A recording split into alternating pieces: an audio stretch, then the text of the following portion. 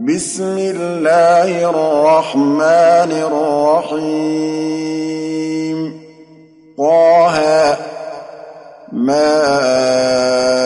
أنزلنا عليك القرآن لتشقى إلا تذكرة لمن يخشى تنزيلا ممن خلق الأرض والسماوات العلى الرحمن على العرش استوى له ما في السماوات وما في الأرض وما بينهما وما تحت الثرى وإن تجهر بالقول فإنه يعلم السر وأخفى الله لا إله إلا هو له الأسماء الحسنى وهل أتاك حديث موسى إذ رأى نارا فقال لأهلهم كثوا إني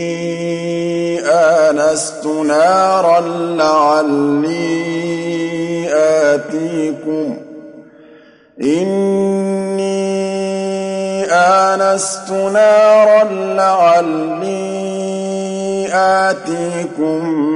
منها بقبس أو أجد على النار هدى فلما أتاها نودي يا موسى إني أنا ربك فاخلع نعليك إنك بالوادي المقدس طوى وأنا اخترتك فاستمع لما يوحى إنني أنا الله لا إله إلا أنا فاعبدني وأقم الصلاة لذكري إن الساعة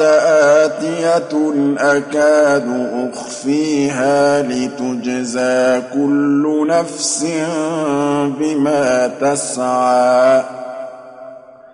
فلا يصدنك عنها لا يؤمن بها واتبع هواه فتردى وما تلك بيمينك يا موسى قال هي عصاي أتوكأ عليها وأهش بها على غنمي ولي فيها مآرب أخرى قال ألقها يا موسى فألقاها فإذا هي حية تسعى قال خذها ولا تخف سنعيدها سيرتها الأولى واضمم يدك إلى جناحك تخرج بيضاء من غير سوء آية أخرى لنريك من آياتنا الكبرى اذهب إلى فرعون إنه طغى قال رب اشرح لي صدري ويسر لي أمري واحلل عقدة من لساني يفقه قولي واجعل لي وزيرا من أهلي هارون أخي أشدد به أزري وأشركه في أمري كي نسبحك كثيرا ونذكرك كثيرا إنك كنت بنا بصيرا قال قد أوتيت سؤلك يا موسى ولقد مننا عليك مرة أخرى إذ أوحينا إلى أمك ما يوحى أن اقذفيه في التابوت فاقذفيه في اليم فليلقه اليم بالساحل يأخذه عدو لي وعدو له وألقيت عليك محبة مني ولتصنع على عيني إذ تمشي أختك فتقول هل أدلكم على من يكفله فرجعناك إلى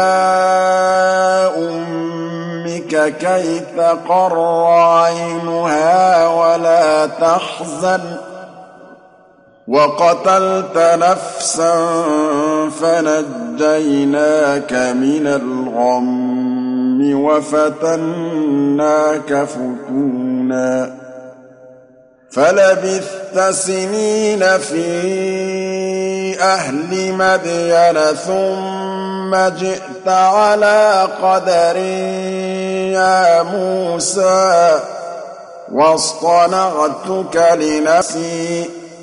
اذهب أنت وأخوك بآياتي ولا تنيا في ذكري اذهبا إلى فرعون إنه طغى فقولا له قولا لينا لعله يتذكر أو يخشى قالا ربنا إننا نخاف أن يفرط علينا أو أن يطغى قال لا تخافا إنني معكما أسمع وأرى فأتياه فقولا إنا رسولا ربك فأرسل معنا بني إسرائيل ولا تعذبهم قد جئناك بآية من ربك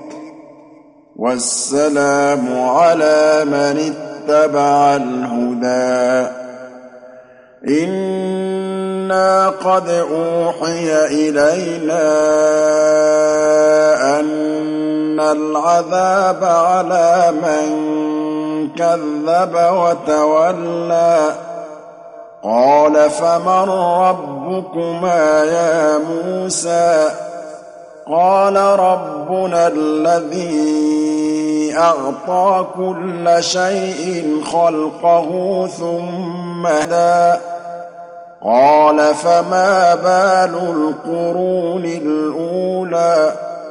قال علمها عند ربي في كتاب لا يضل ربي ولا ينسى الذي جعل لكم الأرض مهدا وسلك لكم فيها سبلا وأنزل من السماء ماء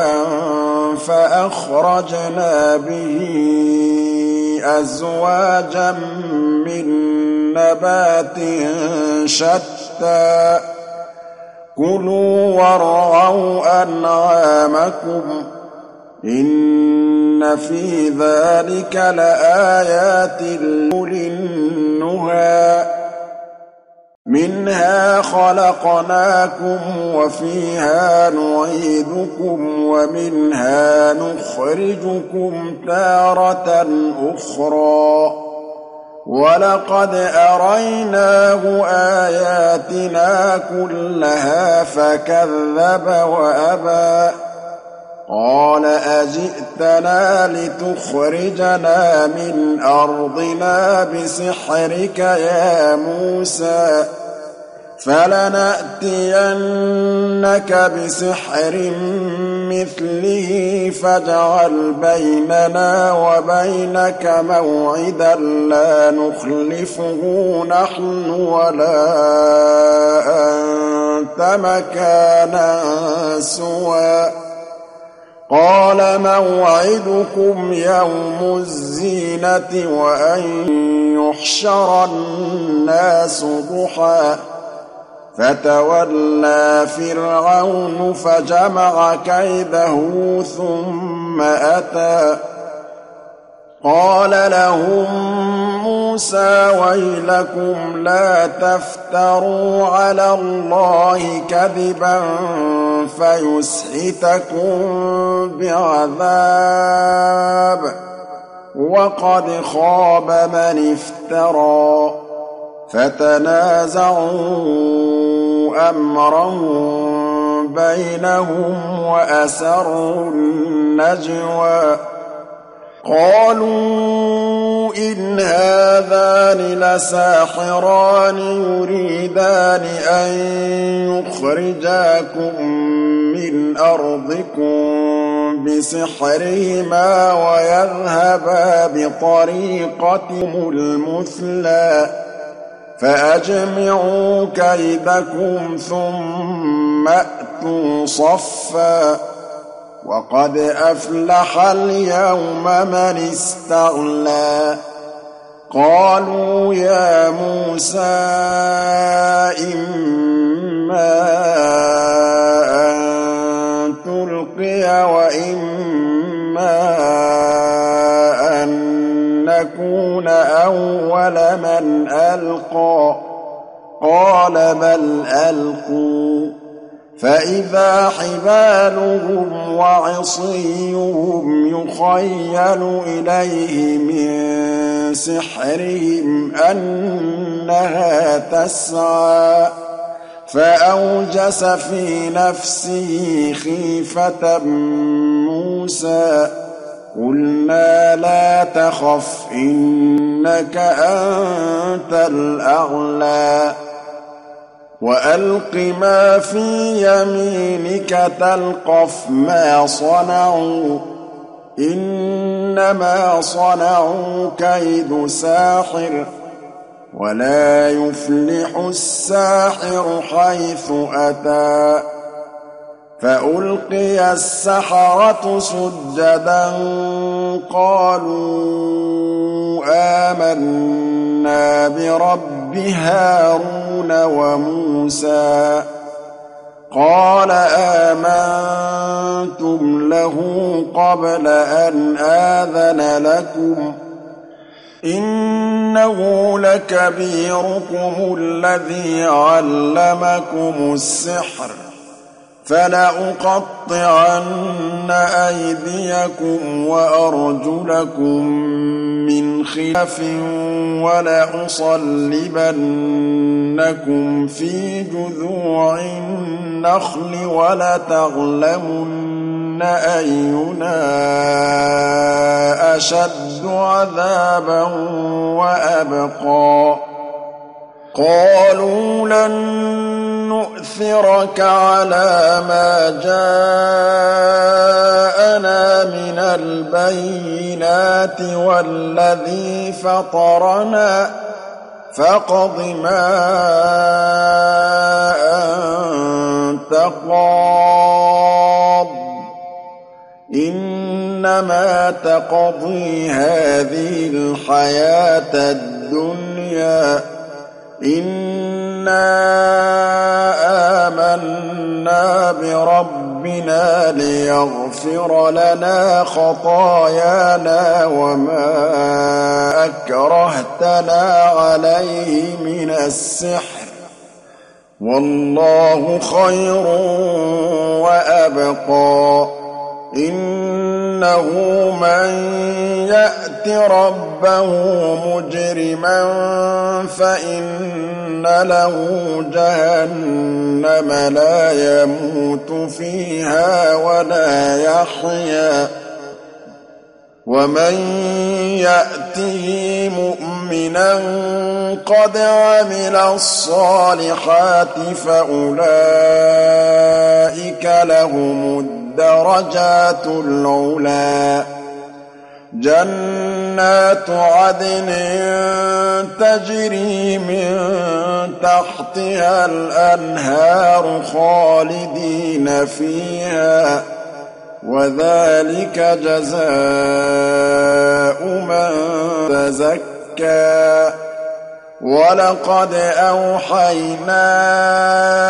إلى موسى أن أسر بعبادي فاضرب لهم طريقا في البحر يبسا لا تخاف دركا ولا تخشى فأتبعهم فرعون بجنوده فغشيهم من اليم ما غشيهم وأضل فرعون قومه وما هدى يا بني إسرائيل قد أنجيناكم من عدوكم وواعدناكم جانب الطور الأيمن ونزلنا عليكم المن والسلوى كلوا من طيبات ما رزقناكم ولا تطغوا فيه فيحل عليكم غضبي ومن يحلل عليه غضبي فقد هوى وإني لغفار لمن تاب وآمن وعمل صالحا ثم اهتدى وما أعجلك عن قومك يا موسى قال هم أولئك على أثري وعجلت إليك رب لترضى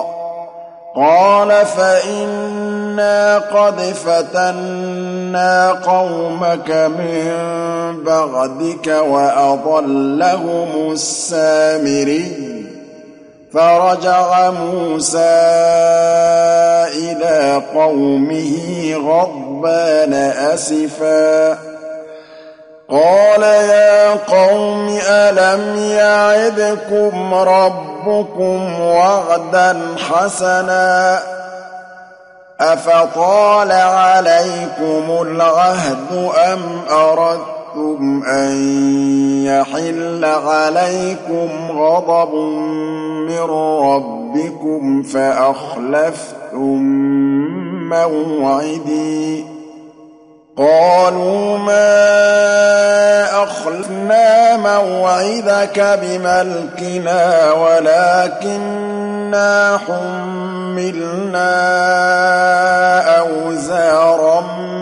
من زينة القوم فقذفناها فكذلك ألقى السامري فأخرج لهم عجلا جسدا له خوار فقالوا هذا إلهكم وإله موسى فنسي أفلا يرون ألا يرجع إليهم قولا ولا يملك لهم ضرا ولا نفعا ولقد قال لهم هارون من قبل يا قوم إنما فتنتم به وإن ربكم الرحمن فاتبعوني وأطيعوا أمري قالوا لن نبرح عليه عاكفين حتى يرجع إلينا موسى قال يا هارون ما منعك إذ رأيتهم ضلوا ألا تتبعني أفعصيت أمري قال يا ابن أم لا تأخذ بلحيتي ولا برأسي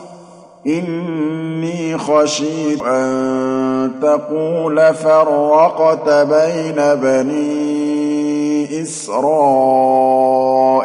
ولم ترقب قولي قال فما خطبك يا سامري قال بصرت بما لم يبصروا به فقبضت قبضة من أثر الرسول فنبذتها وكذلك سولت لي نفسي قال فاذهب فإن لك في الحياة أن تقول لا مساس وإن لك موعدا لن تخلفه وانظر إلى إلهك الذي ظلت عليه عاكفا لنحرقنه ثم لننسفنه في اليم نسفا إنما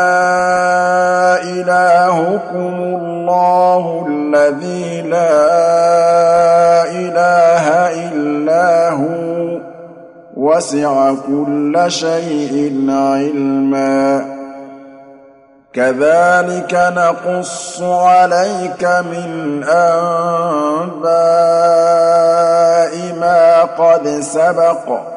وقد آتيناك من لدنا ذكرا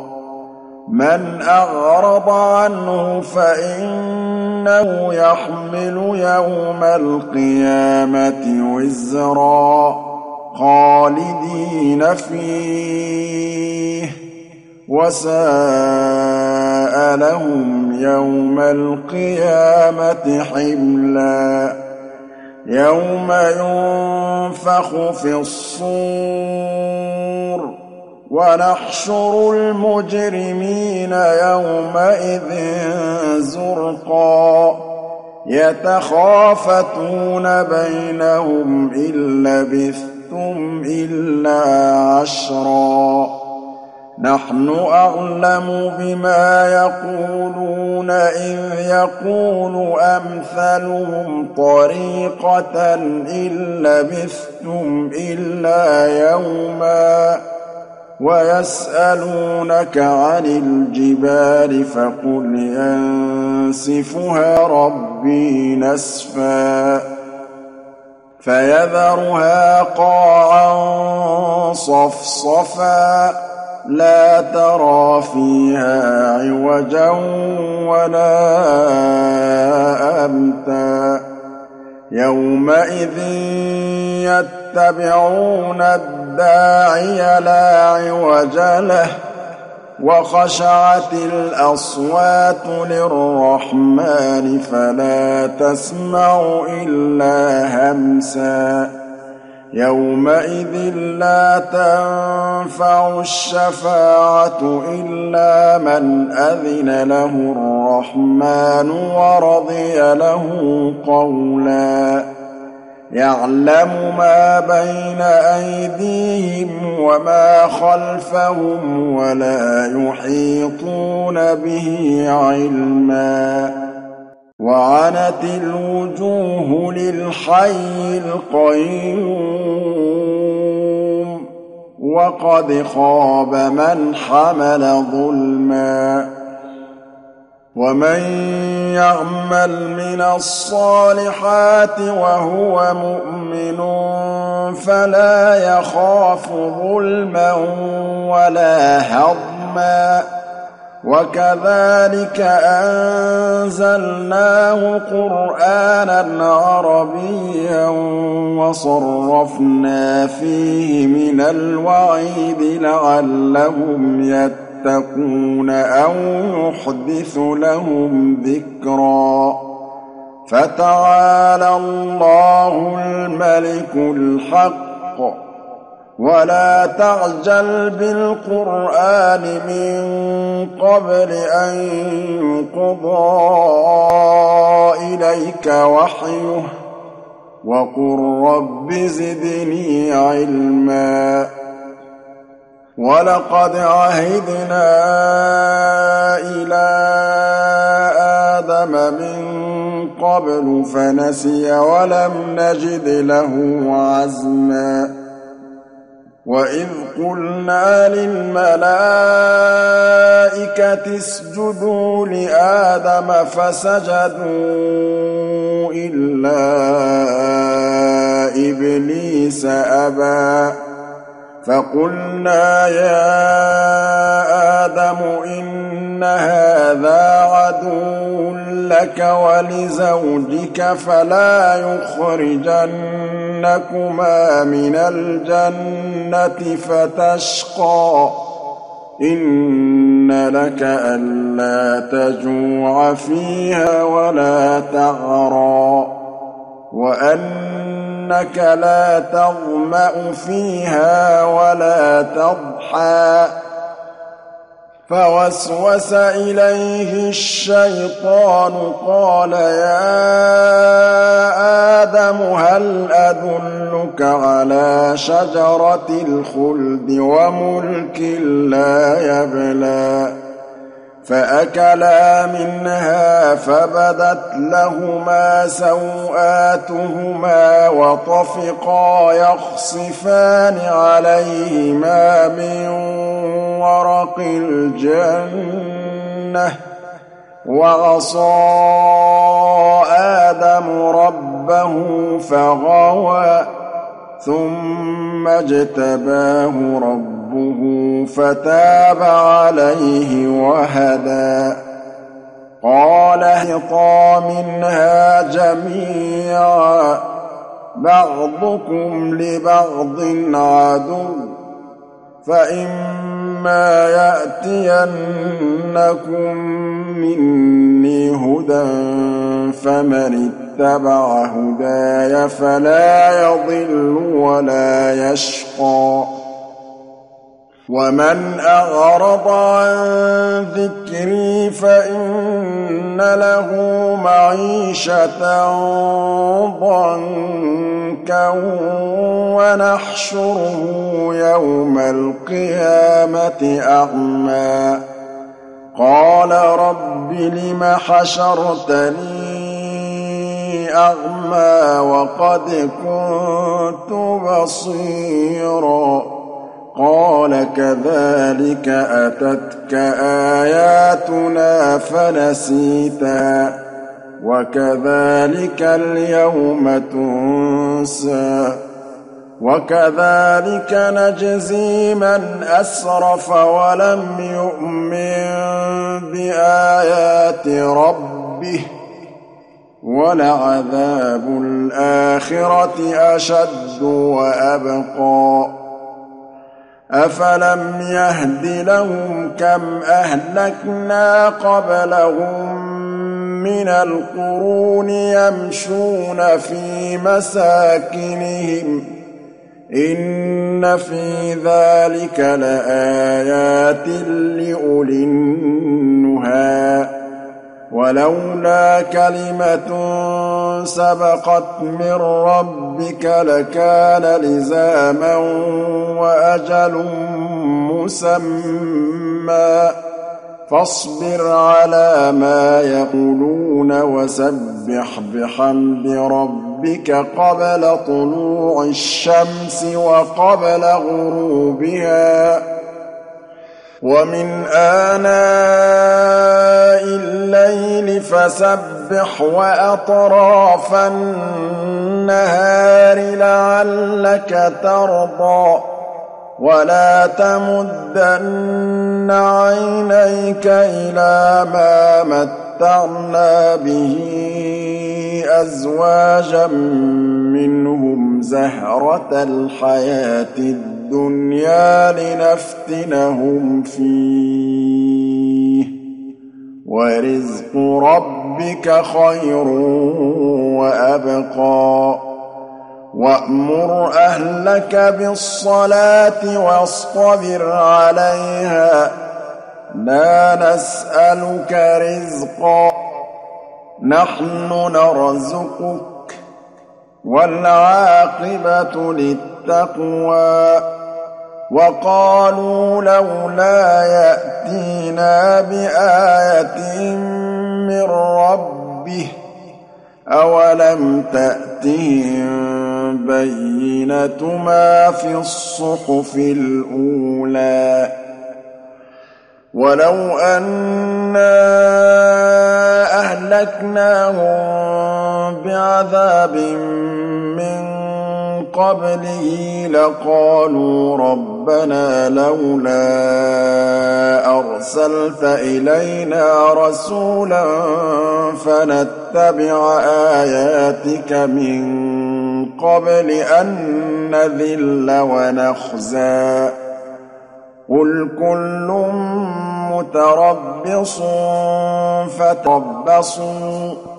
فستعلمون من أصحاب الصراط السوي ومن اهتدى